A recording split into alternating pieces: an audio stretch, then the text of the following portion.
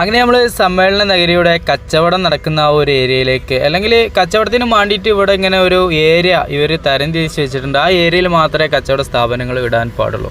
അപ്പോൾ ആ ഒരു ഏരിയയിലേക്ക് നമ്മളിങ്ങനെ പോവുകയാണ്. ആദ്യമായിട്ട് കാണുന്ന കച്ചവടം എന്ന് പറയുന്നത് ബിരിയാണി, പിന്നെ ചായക്കടകൾ, പിന്നെ ഇപ്പോൾ പാൻ മസാല വിൽക്കുന്ന സ്ഥലങ്ങൾ, ഇങ്ങനെ നീളുകയാണ് കടകൾ.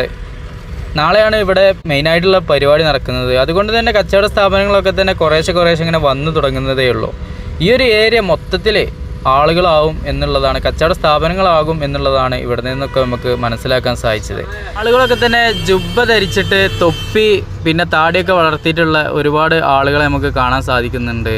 പാൻ മസാല പോലത്തെ സംഭവങ്ങളും ഇവിടെ വിൽക്കുന്നതൊക്കെ കാണാൻ സാധിക്കുന്നുണ്ട്. തൊപ്പി, കണ്ണട, ഇങ്ങനെയുള്ള സാധനങ്ങൾ, ചായക്കടകൾ, ഇങ്ങനെയുള്ള സംഭവങ്ങളൊക്കെ തന്നെ നമുക്ക് കാണാൻ സാധിക്കുന്നുണ്ട്.